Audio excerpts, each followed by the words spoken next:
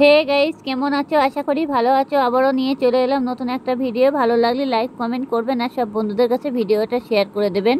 আর পুরোপুরি ভিডিওটা দেখবেন, টেনে টেনে দেখবেন না, তাহলে কিছুই বুঝতে পারবেন না। দেখো, আজকে আমি পনির নিয়ে এসেছি। আর অবশ্য আমার বর আজকে বলছিল পনির খাওয়া। আমি বললাম ঠিক আছে, নিয়ে এসো। অবশ্য আমাদের পনিরটা অনেকদিন খাওয়া হয় না। পনির আমাদের বাড়িতে খাওয়া হয় না বললেও চলে। অবশ্য আমার ছেলে বেশি পছন্দ করে। যাই হোক, আজকে আমার ছেলেটা বাড়িতে নেই। আজকে আমাদের নিরামিষ খাওয়া দাওয়া, তার জন্য কি করব, তাড়াতাড়ি করে পনির নিয়ে এসেছি অল্প করে। এবার দুজন মানুষ খাবো। ছেলেটা বাড়িতে নেই, মামার বাড়িতে ঘুরতে গেছে। এর জন্য আজকে পনিরের তরকারি করব। ছেলেটাও ভালোবাসে ভীষণ পনির খেতে। অবশ্য আমারও আবার ভালো লাগে না পনিরের তরকারিটা। পনির দিয়ে মোটমাট কথা ভাত খাওয়া যায় না, এমনি কোনো কিছু রুটি ফুটি দিয়ে আমার বাবার ভালো লাগে। যাই হোক, আমার হাজব্যান্ড আজকে পনিরই খুব পছন্দ করলো, বলো যে পনিরটা নিয়ে আসলে একটু ভালো হতো। আমি বললাম ঠিক আছে, নিয়ে এসো তাহলে, দেখা যাক। তা পনিরটা আনলাম, এনে বাড়িতে কত সুন্দরভাবে কেটে নিয়েছি গোল গোল করে। অবশ্য পনিরটা এক ডলার মতো ছিল। কত সুন্দরভাবে গোল গোল করে কেটে নিয়ে আমি প্লেটের মধ্যে রেখে দিয়েছি, দেখতেই পাচ্ছ। এবার পনিরটাকে কেটে আমি এক সাইডে করে রেখেছি। তার আগে আমি পনিরটাকে কি করেছি, চারকোনা পনির ছিল, কেটে গোল করে রেখে দিয়েছি। এবারে আমি পনিরের ভিতরে কী কী দেবো, আলু মশলা, সেটা আমি দেখাচ্ছি। এই যে আলু দিয়েছি, 4খানা 5খানা আলু দিয়েছি। আর এই কাঁচা লঙ্কাগুলো দেবো, আর এই একটু আদা বাটা দেবো। দিয়ে আমি এই পনিরটাকে ভালোভাবে রান্না করে নেবো। তার আগে আমি আলুগুলো ভালো করে ছেলে ছুটে নেব। আলুতে অবশ্য মানে হলুদ হলুদ মানে বালি বালি টাইপের কাদা রয়েছে। আলুটাকে ভালো করে ধুয়ে নিতে হবে, না হলে কাদা কাদা হয়ে যাবে। এবার আলুটাকে ভালো করে ধুয়ে নিয়ে আমি ভালো করে ছাড়িয়ে, আর কটা লঙ্কা আমি তাড়াতাড়ি করে ছাড়িয়ে নিয়েছি। এদের দিয়ে আর এই লঙ্কাগুলো দিয়েছি। মনে হচ্ছে যে অনেকগুলো লঙ্কা, লঙ্কার কোনো ঝাল নেই, এক ফোঁটাও ঝাল নেই। মানে লঙ্কা রান্না করলে পরে পুরো তিতো তিতো লাগে, এরকম মনে হচ্ছে। এরকমই এতটা লঙ্কা দিয়েছে তরকারিতে, এটুকু তরকারিতে। কিন্তু না, আপনারা যেমন খাবেন তেমন দিতে পারবেন, কোনো অসুবিধা নেই। কিন্তু আমরা একটু লঙ্কাটা মানে বেশি দিইনি, কিন্তু দেখাচ্ছে এরকম করে একদম ফুলো লঙ্কা, মানে কোনো ঝালই নেই, শুধু চিবিয়ে খাওয়া হয়ে যাবে, মানে এরকম লঙ্কাটা একদম বাজে লঙ্কা।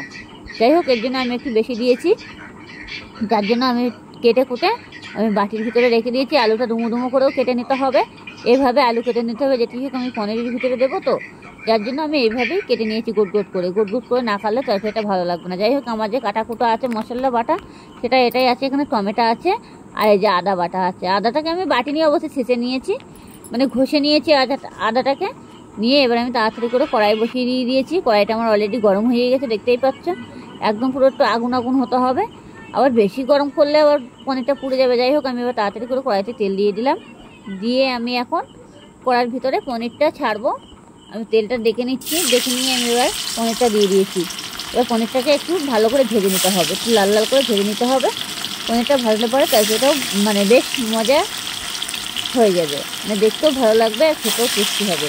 এবার অল্প অল্প করে পনিরটা ছাড়তে হবে, একবারে ছাড়লে হবে না, তাহলে ডলা থেকে যাবে পনিরগুলো।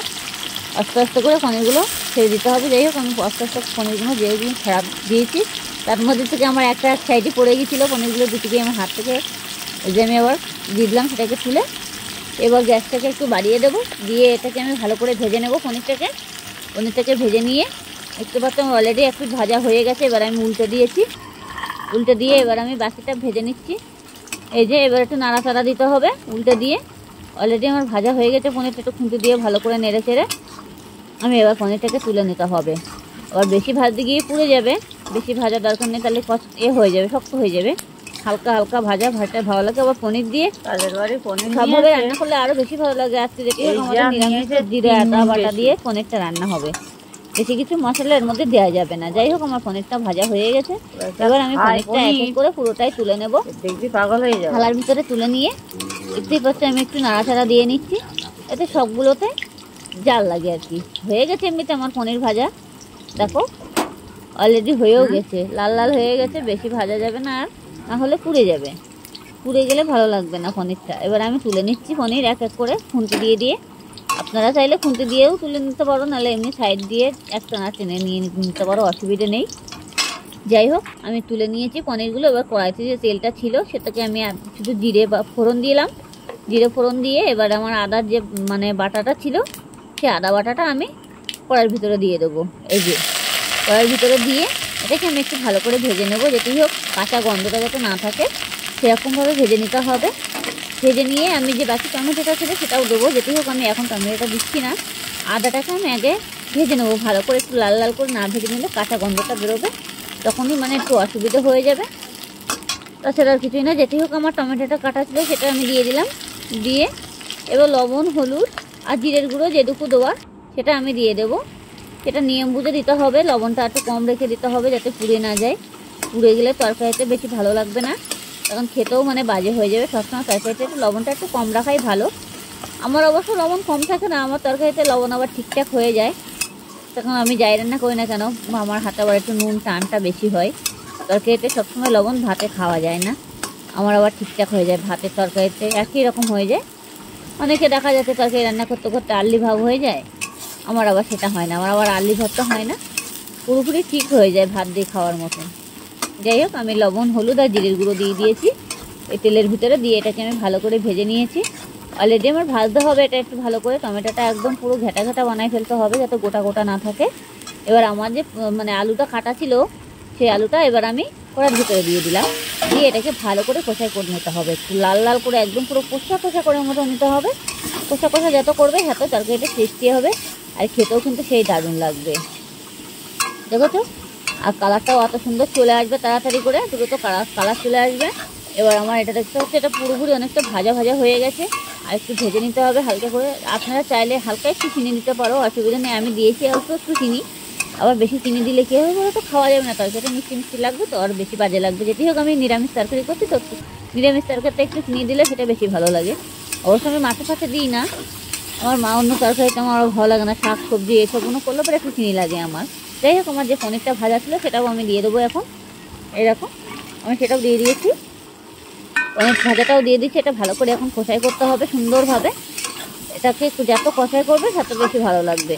আবার পুড়ে না যায় সেটা একটু খেয়াল রেখে দেবে যেন পুড়ে না যায়। যখন মনে করবে যে তলা লেগে লেগে যাচ্ছে তখন গ্যাসটাকে একটু কমিয়ে দেবে, তাহলে অসুবিধা হবে না। যাই হোক, এটা সুন্দরভাবে আমার নাড়াচাড়া দেওয়া হয়ে গেছে।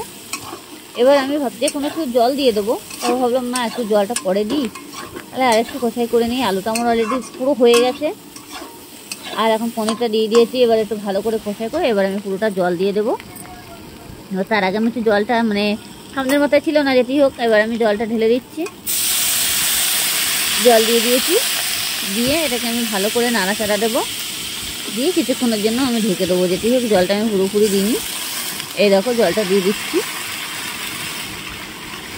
এই জল দিয়ে দিয়েছি। এবার এটাকে আমি নেড়ে চেড়ে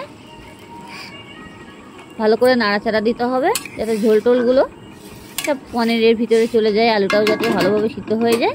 সেই জন্য আমি জল দিয়ে দিলাম। দিয়ে এবার আমি কিছুক্ষণের জন্য 5 মিনিট অবধি ঢেকে দিলাম। 5 মিনিট পর্যন্ত ঢেকে দিয়ে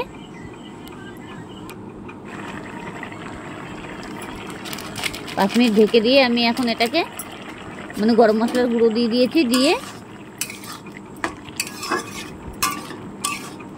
এবার একটু হালকাভাবে নেড়ে চেড়ে দিলাম। দিয়ে এটাকে আমি 2-3টা আলু গুলিয়ে দেবো। আলুটাকে গুলিয়ে দিয়ে এবার তরকারিটা আমার নামানোর সময় হয়ে গেছে, দেখতেই পাচ্ছ অলরেডি আমি নামিয়েও দিয়ে দিয়েছি। এই যে কত সুন্দর কালার চলে এসেছে, এই দেখো আমি পাত্রের মধ্যে ঢেলে নিয়েছি। এবার আমরা পরিবেশন করব। হে গাইস, ভালো লাগলে লাইক কমেন্ট করবেন, আর সব বন্ধুদের কাছে ভিডিওটা পুরোপুরি শেয়ার করে দেবেন। দেখতেই পাচ্ছ আমার তরকারিটা অলরেডি ঢালা হয়ে গেছে।